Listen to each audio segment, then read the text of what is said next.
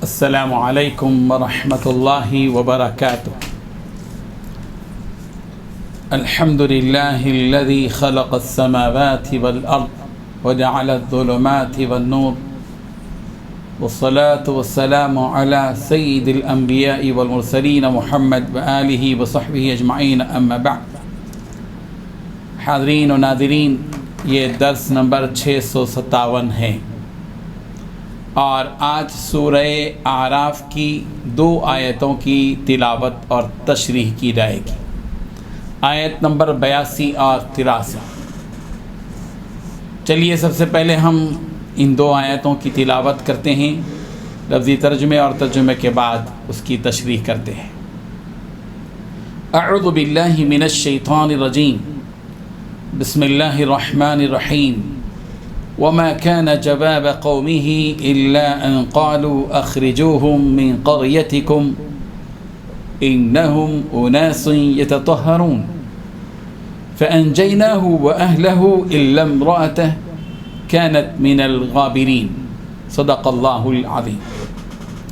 وما كان، اور نہیں تھا، جواب قومی، ان کی قوم کا جواب، الا ان، مگر ایک کہ اخرجوہم، تم ان کو نکال دو، من قریتکم، تمہاری بستی سے، انہم، بے شک وہ ایسے ہیں، اناس یتطہرون، جو پاک باز لوگ بنتے ہیں، فانجیناہ، پس ہم نے ان کو نجات دی، واہلہ، اور ان کے گھر والوں کو، الا امرأتہ، مگر ان کی بیوی کو، کہ کانت، وہ تھی، من الغابرین، رہ جانے والوں میں سے۔ ترجمہ یوں ہیں، ان کی قوم کا جواب اس کے علاوہ کچھ نہیں تھا کہ وہ کہنے لگے کہ ان لوگوں کو اپنی بستی سے نکال دو، بے شک یہ ایسے لوگ ہیں جو پاک باز بنتے ہیں، سو ہم نے ان کو نجات دی، اور لوط علیہ السلام کو اور ان کے گھر والوں کو، مگر ان کی بیوی کو کہ وہ رہ جانے والوں میں سے تھی۔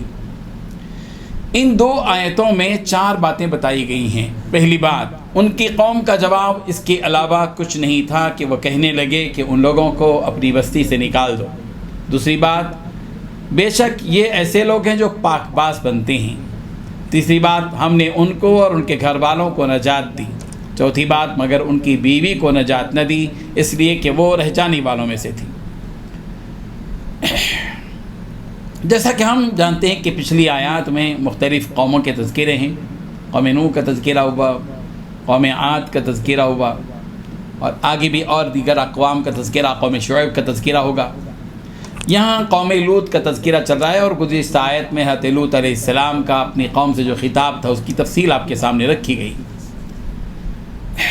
حضرت لوط علیہ السلام نے اپنی قوم کو ان کے جرم سے آگاہ کیا تھا۔ ایک جرم تو ان کا یہ تھا کہ وہ بے حیائی کا کام کرتے تھے، اور اپنی نفسانی خواہشات کو عورتوں سے نکالنے کے بجائے وہ اپنے مردوں سے اپنی نفسانی خواہشات پورا کرتے۔ تو حضرت لوط علیہ السلام نے ان کی اس خبیث حرکت سے ان کو روکا، اس سے باز آنے کی اس سے باز آنے کا ان کو حکم دیا۔ اور یہ دوسری آیتوں میں اس بات کی اشارہ بھی ہے کہ سورہ عنکبوت میں ہے کہ وَتَقْطَعُونَ السَّبِيلَ، قوم لوط کے اندر ایک اور عادت یہ تھی کہ وہ ڈاکہ زنی کرتے تھے، راستوں میں راہگیروں کو لوٹ لیا کرتے تھے۔ حضرت لوط علیہ السلام نے اپنے قوم کو ان کے اس جرم سے بھی آگاہ کیا کہ تم ایسے ہو کہ وَتَقْطَعُونَ السَّبِيلَ، کہ تم ڈاکہ ڈالتے ہو، راستے میں جانے والوں کو لوٹ لیا کرتے ہو۔ جب قوم کے لوگوں نے دیکھا کہ حضرت لوط علیہ السلام ان کو نصیحت کر رہے ہیں اور ان کو اس خبیث حرکت سے روک رہے ہیں، تو قوم کے لوگوں نے کیا جواب دیا؟ قوم کے لوگوں نے کہا، وَمَا كَانَ جَوَابَ قَوْمِهِ إِلَّا أَن قَالُوا أَخْرِجُوهُم مِّن قَرْيَتِكُمْ۔ ان کی قوم کا جواب صرف یہی تھا کہ انہوں نے کہا صاف طور پر کہ ان کو نکالو یہاں سے، یہ لوط علیہ السلام کو یہاں سے نکالو، تمہاری بستی سے نکالو، انہم اناس یتطہرون، بڑے پاک باز لوگ اپنے آپ کو ظاہر کر رہے ہیں، یہ لوگ اپنے آپ کو پاک باز ظاہر کر رہے ہیں، نکالو ان کو۔ فانجیناہ واہلہ، پس اللہ تبارک و تعالیٰ نے فرمایا کہ ہم نے ان کو، حضرت لوط علیہ السلام کو نجات دی، ان کے گھر والوں کو بھی نجات دی، مگر یہ کہ ان کی جو بیوی تھی وہ خطرناک عورت تھی، وہ بدماشوں کے ساتھ تھی، بدماشوں کا اس کے ساتھ ساز باز تھی، اور قوم کے وہ جو نافرمان لوگ تھے ان کے ساتھ اس کا جو رابطہ تھا۔